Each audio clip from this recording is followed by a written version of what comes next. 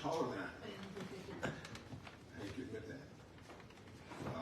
Thank you so much for coming. And thank you for supporting this precious bookstore. My God, it's the most central place in the state, central place in the South, central place in my life.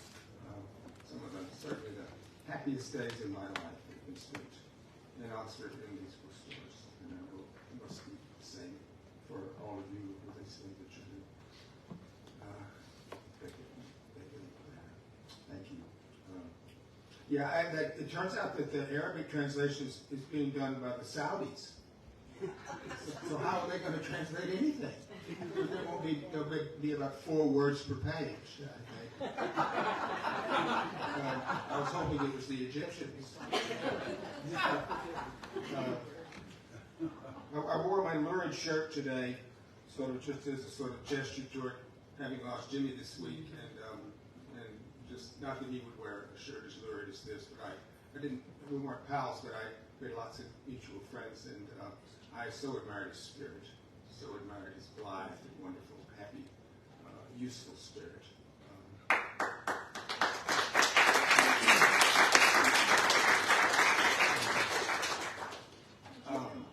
I'm going to read something from the beginning of this book. My belief is that if you can't make the beginning of your book make sense, then you're in the wrong line of work.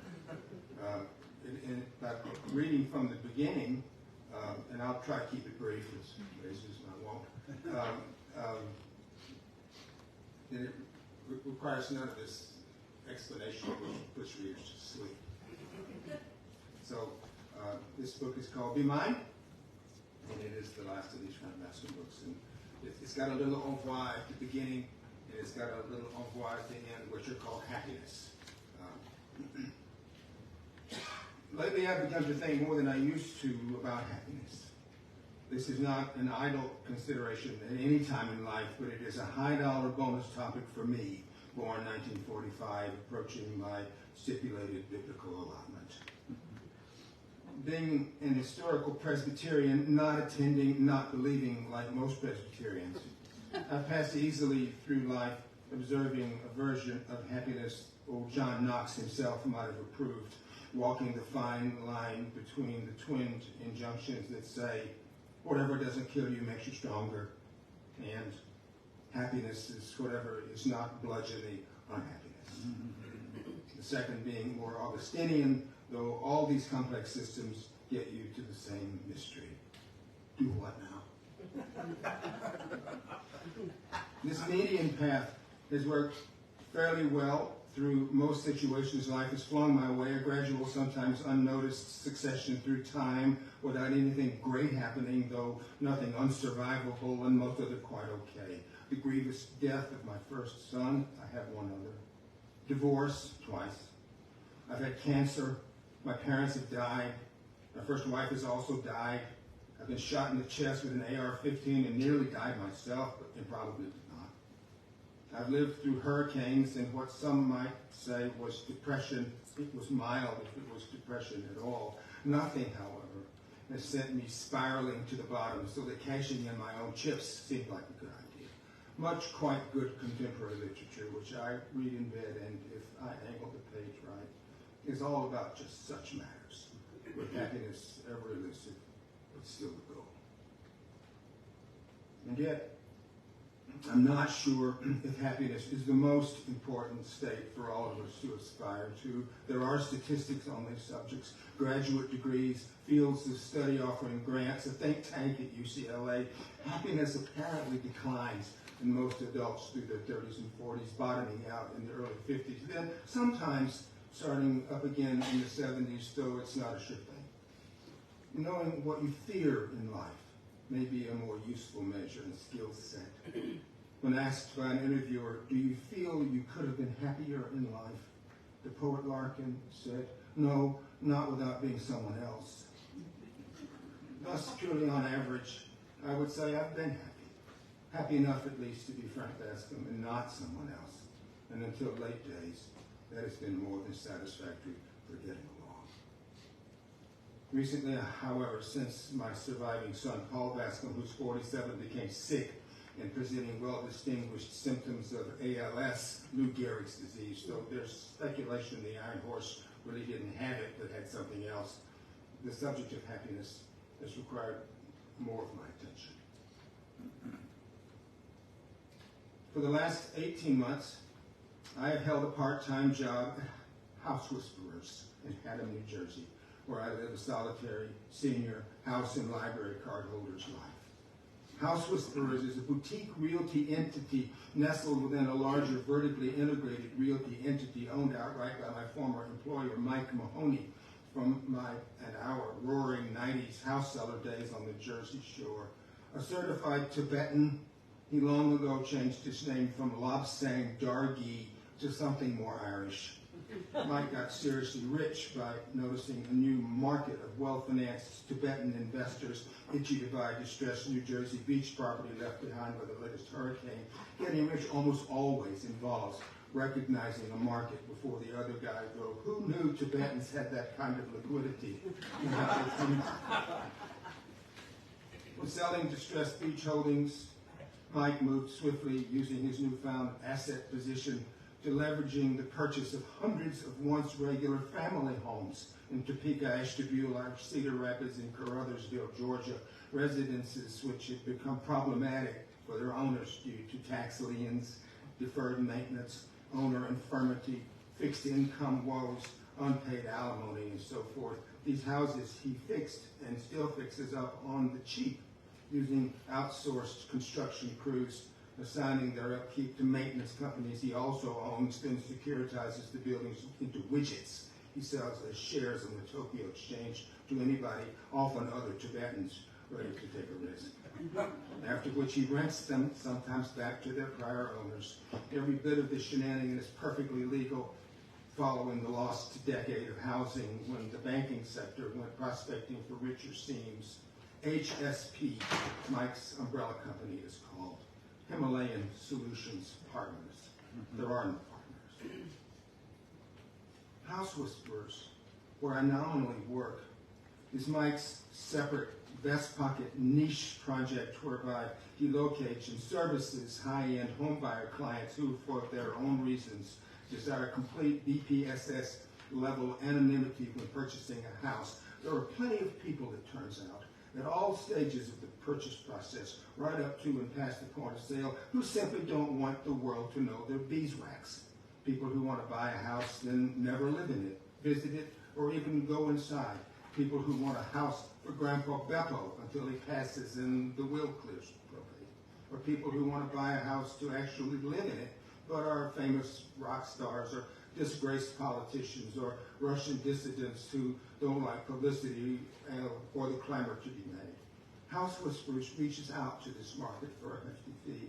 I'm not talking here about people in the witness protection program, populate or convicted weenie waiters who can't find refuge in the general population. All these cases are handled by the government and don't involve our type of clients. I years ago let my realtor's ticket lapse, but I have been willing to come on board with Mike to jolt myself awake and out of my house in the aftermath of divorce and my second wife, Sally Caldwell, deciding to dedicate her life to one of service by counseling the grieving on distant shores where a lot of grieving presumably goes on. She has recently taken orders as a lay nun, so a happy reconfiguring of our married life is likely not in sight. Our small House Whisperers office occupies second floor space on Haddam Square above Hewlett's Shoes across from the August Inn. My job there is really only a semi-job, not the gig economy, but not exactly not. I do a little more, in truth, than answer the phone and pass along private contact info to our agency higher-ups. My minimal duties, however, afford, as one of their side attractions, the chance to dispense granular, ground-level, real-time real estate intel to people who've misunderstood our internet grill, which states we are a confidential consultants offering unique home buying strategies to an uncommon clientele. Citizens who incorrectly believe this describes them routinely call me up, seeking the lowdown on the commonest nuts and bolts real estate quandaries, which I'm only too happy to help them resolve. based on years of experience. How, for instance, does a reverse mortgage really work? And at age 92, with comorbidities, should I jump into one? No. What's the downside on Chinese drywall for my mother-in-law apartment? Lawsuits await. Where's the break-even for a fixer-upper I'm about to drop on the rental market but that needs new soffits? When was it ever not a landlord's market? Make money by spending money. Most of this information you can get in the New York Times. Only people don't want to be bothered, which is why the rest of us have jobs. Plus, most citizens, even in high-end Haddam, don't read the newspapers anyway. Mike Mahoney, my would-be boss, is, as ever, a semi-lovable, quasi-honest entrepreneurial dynamo who believes that in all of his money-making forays, he's being merely responsive to the suffering of others by relieving them of their encumbrances, namely their homes, all of it in accordance with some dharmic diction found in a bardo somewhere. I'm sympathetic to him, if only because he risks his skinny Tibetan ass on long shots and wins, and yet, on my shady block of Wilson Lane, the old ether of true residence has all but burned off now, as with many close-in neighborhoods across the land, leaving the door ajar to absentee owners, private equity sign-ups, Airbnbs, executive apartments where before citizen pharmacists, teachers, librarians, and seminary profs pay the taxes and rightly took pride. It's rare anymore to know who lives next door to you. If you died in one of these not-quite domiciles, no wreaths would appear on the door, no pastor call, no neighbors would show up with a hot dish. In my day, I marketed these houses like flapjacks, but always to humans who wanted to live in them, raise children, celebrate birthdays and holidays, get divorced, and die, mostly happy. Last October, as I sat at my house whisperer's desk, looking out the window onto the Borough Green, where two young girls in gym shorts were hanging banners for Oktoberfest, something quite unusual happened to me. Entirely without knocking, across the threshold of my tiny office walked my mother, who, as far as I knew, had been dead 56 years. Not my actual mother, but her twin, if all these years hadn't intervened, and if my mother had had a twin, which she didn't. From behind my desk, I must have gaped like a drunk man. My mouth may actually have fallen open. I heeled my chair backward in alarm since I felt I was possibly having a stroke. You don't look very happy to see me, my mother said, or the woman who looked like my mother the last time I saw her alive, 1965. This person gazed at me mock seriously, then smiled an enigmatic smile. She was 60, near the age my mother was when she died, and possessed my mother's complex, mirthful face and dense silver hair done on a page boy, as well as her pert little features that made her seem vivacious and on to whatever foolishness you were advertising. I'm sorry, I said, reclaiming a relieved smile. Not many people come in without appointments. You reminded me of someone I loved very much who died a long time ago. These words I blurted, as might have happened in a dream. Oh, that old story, the woman said skeptically. Well, I'm not your ex-wife, Dolores, or your second wife, if that's who I look like. My husband would get a kick out of you, though. I'm looking for a dentist's office, Dr. Calderon. I may have come in the wrong entry. They got the signs all screwed up on the shoe store. She opened a glittering regiment of choppers. These are brand new implants, she said. I'm transitioning back to a real dentist now. Okay, I said. Calderon had been my dentist for 35 years and should have retired a decade ago, but doesn't have anything better to do than dentistry. I hadn't visited him in a while and needed a crown redo. He's in number 12, I said, back down to the street and turn left. It's the next entry beyond the shoe store. I re-offered her my recovered smile, but my heart was pounding. What happens in here, this woman said, looking around. What's a house whisperer? Are you a private detective? No, real estate, I said. Oh, okay, she said. She raveled her mouth. Cute name, though. What was it you thought I looked like? My mother, I said. I didn't want to admit it. Who knows why? Ooh, really? That's so sweet. Does it make you happy to see her again? Me, I mean. Sometimes I see deceased people in my dreams. It always thrills me for a while anyway. Well, yes, I said. It does. It did. See, you can defeat death by just dreaming, she said. My mom's still alive, and she's a terror. Still lives in Manalapan. Does her own shopping, drives her little Kia. I don't see her, but my sister does. That's good, I said. Oh, well, my mother said. We didn't get to choose our parents, did we? They didn't choose us either, so it all works out. No, we don't, I said. I mean, I guess it does. We probably wouldn't choose the same ones, would we? My mother was in my little office speaking these words to me. I might very well have lost consciousness and started baying. I don't know, I said. Yes, you do, she said, but I get it, the woman said. I get it. You're real busy. You have a blessed day, okay? Meanwhile, I'm in the dentist's office. What's your name? Frank, I said. I started to say just Bascombe. Okay, Frank, try to remember the kind of September. With these words, one of which was my name, my mother walked out the door, closed it behind her, and was gone like a ghost. That's all I remember.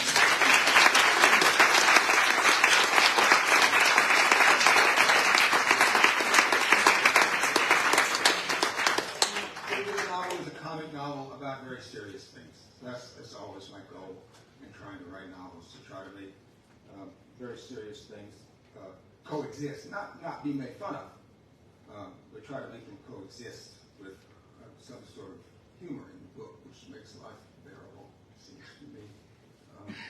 So that's what I've done here, or tried to do.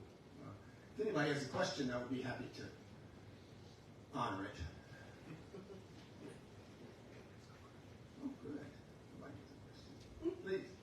What was your inspiration for this particular subject?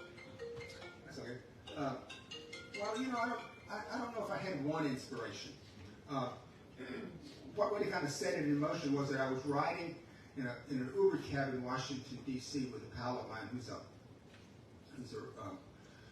Republican lobbyist, a really good guy. Worked for Alan Simpson, so he's one of these old kind of Republican lobbyists.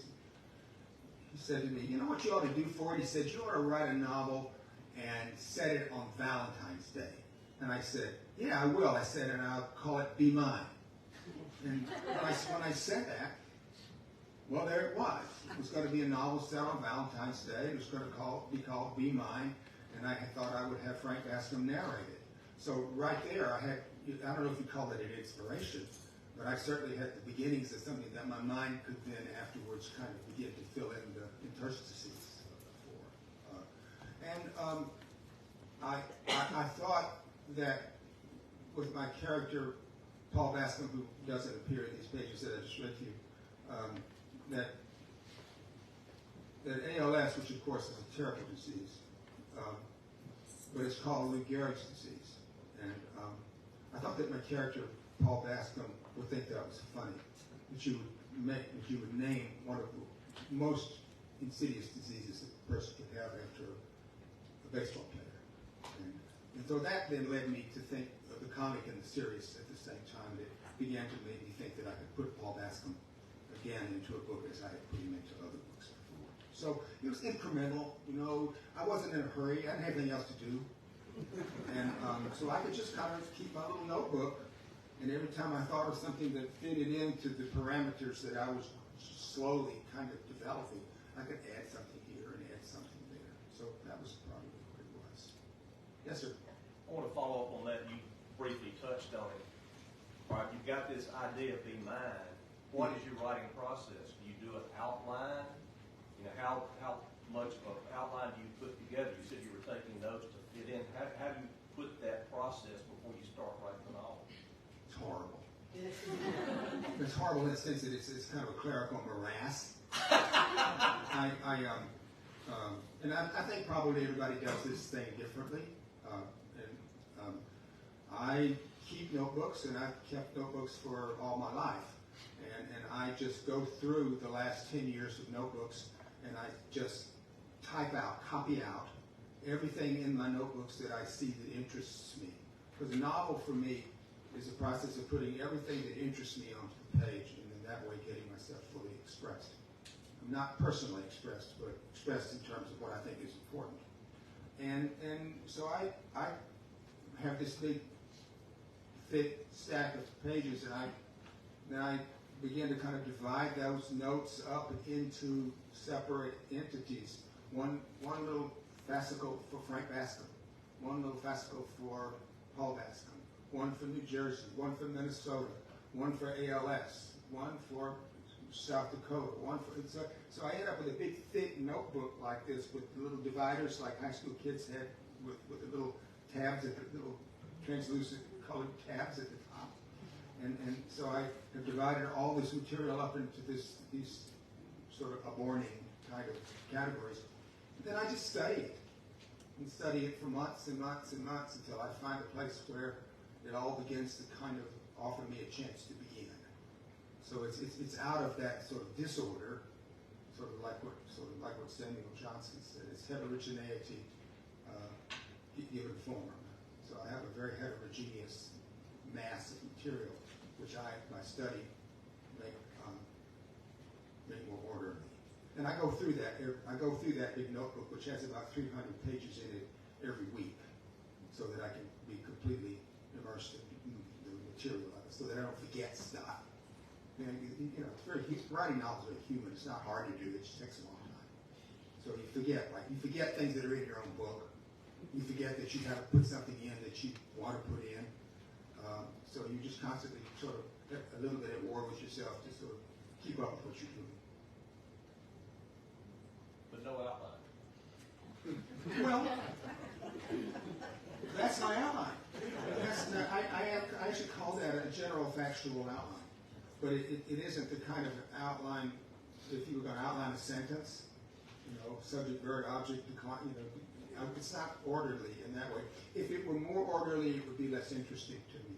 Because I'm always trying to find form for things that don't have form. Find a place for something that doesn't necessarily have a usual place. That's why I say it's kind of a clerical morass. Yes, please.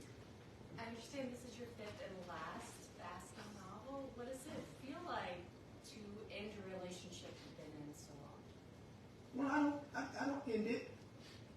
And it's probably unfair to say to have a relationship because he's a fictional character that I order around and make do and say things.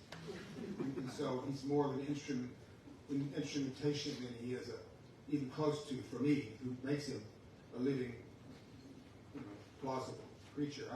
I can change the color of his eyes. I could change his race if I wanted to. I could change his gender. I could do anything I wanted to him.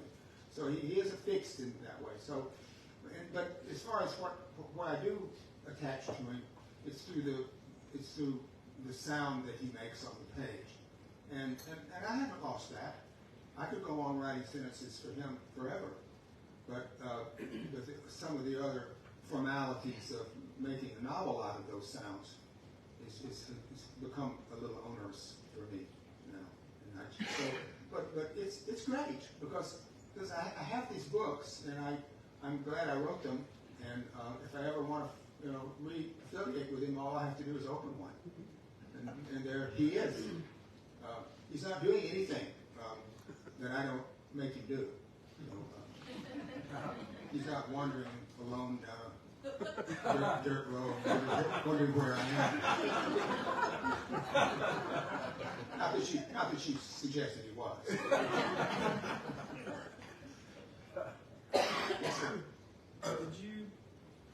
I know you're very familiar with Frank Bascombe's life, but have you gone back and reread the previous 4 books prior to writing this? I just couldn't do that. I think probably it would have been good if I could have made myself do it, but I thought I would have blunted my something or other if I did that. I just didn't have the patience to do that.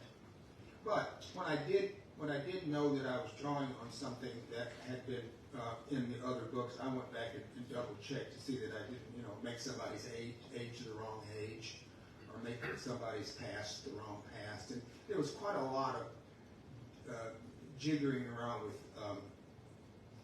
ages in when people were born, and me wanting to have certain things happen to them at certain times in their life, which I had to go back and kind of recorrelate all of it. It was a complete pain in the ass. But you have to do it. Because if I don't do it, if I get it wrong, somebody will wave a hand up and say, you said he was born in 1971, but he couldn't be this age on that age. I don't want to go there. I don't want to have to do that. So I just get real precise about that. And thank God, Christina, my wife, helps me. Without her help, I couldn't do any of these books. Without her complete addictive assistance. But it probably would be better if I could. But I think I would have lost something. I think I would have been more attached and affiliated with those earlier books when what I wanted to be was enmeshed in this, immersed in it. Yes, sir. Please. I'm sad because I feel like it's the end of Frank. Is that true? I'm still here.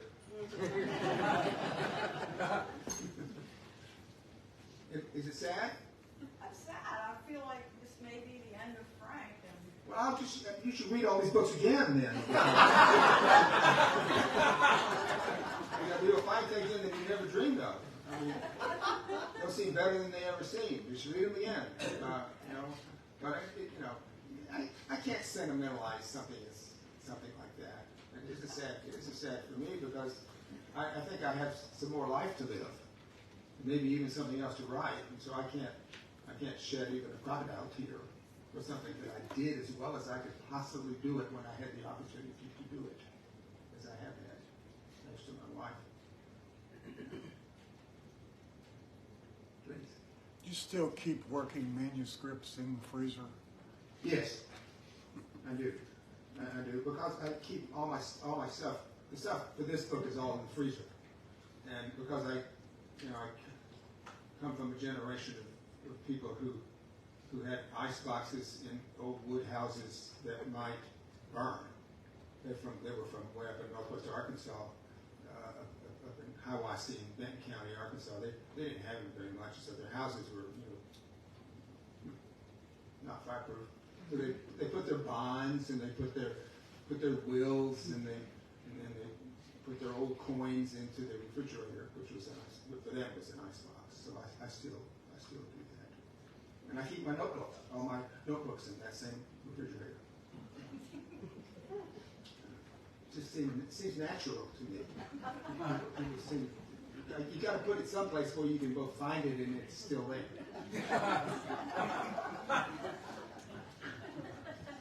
Does it have a use by date? No. 10 years is usually, I think, once a notebook is in there 10 years, it's probably past its use by date. Because I've grown so much different from whoever I might have been, or how my brain was working 10 years before, it probably wouldn't seem familiar to me if I had to go back before 10 years. I mean, writing novels is something human beings do. I mean, it's not hard. It's just, as I said, it's just, many people have done it for a long time. Monkeys can do it. Because many monkeys do it.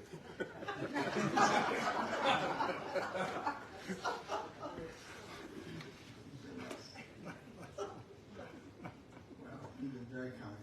Thank you very much for coming. Thanks for supporting the bookstore.